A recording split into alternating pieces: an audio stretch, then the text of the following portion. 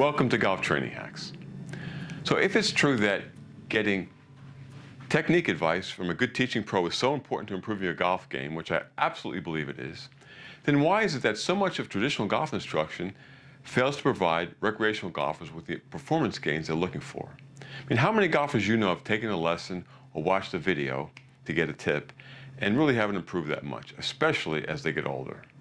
Now, one reason is that traditional golf instruction, whether it be what you get at a lesson or what you get from watching a video or on a website, is based on the professional swing. But recreational golfers aren't professionals, and they don't have the physical characteristics and the specific strength and fitness of a professional golfer. And let's face it, a lot of recreational golfers really aren't that fit. Even if they do work out a lot and are fit, they don't have the specific strength and fitness required to make traditional golf instruction as effective for them as it would be for a pro. Now, here's what I mean. Let's take the example of going for a lesson to stop early extension. Right, so we all know what early extension is. Early extension is when you're flipping at the impact, right? So it looks like this from the side. Early extension is when you're standing up. No one wants to do that, and we're all trying to get rid of that. I have not yet heard a teaching pro talk about recreational golfers' ability to control rotational velocity in order to help them reduce standing up at impact. Professional golfers can control rotational velocity, and there is a lot to controlling rotational velocity.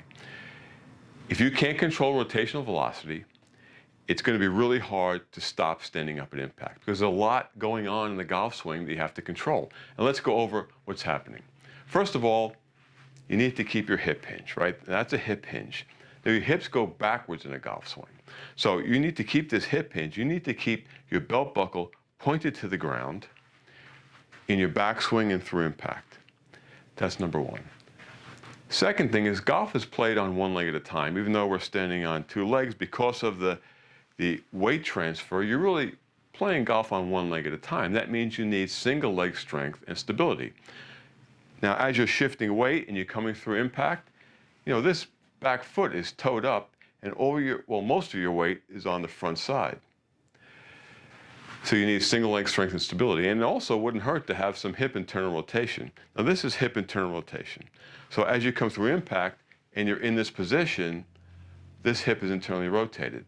That's why golfers put that front foot out a little bit. They put a little angle in that front foot because that helps them with internal rotation. I mean, no golfer really keeps his foot planted and turns on it. There's always foot movement, and if you don't start that way, at least you end up something like that. But if you're stuck, it just makes it harder to get into this position. So you need single leg strength and stability, and you need some hip internal rotation. You also need hip strength to control lateral glide, right? You don't want to glide laterally. Your hips go back in the golf swing. Even in the backswing, your hip goes back, doesn't go out to the side. When you come into impact and through release, your hip is going backwards, right? So at impact and through release, your hip is going backwards. It's not swaying out over your foot. So your hips and your lower body needs to have sufficient strength and stability to control that lateral sway. You also need to be able to control deceleration because the golf swing is a sequential deceleration. That's how you get the energy from the ground into the club head, right? Your hips slow down, your torso slows down, your shoulders slow down, your hands slow down. That throws all the energy into the shaft, gets into the club head, and then that energy gets into the ball. So you have to be able to control the sequencing of the deceleration. Now that's pretty easy when I'm just standing here, to do this when I'm just standing here. But when you have the high velocity, high rotational velocity of that golf swing, if you don't have sufficient strength and mobility, the physical characteristics to do that, it's really tough to control rotational velocity. Now, even if you are pretty fit and you work out a lot, most exercise programs just don't deal with or address your ability to control rotational velocity. So that's so important.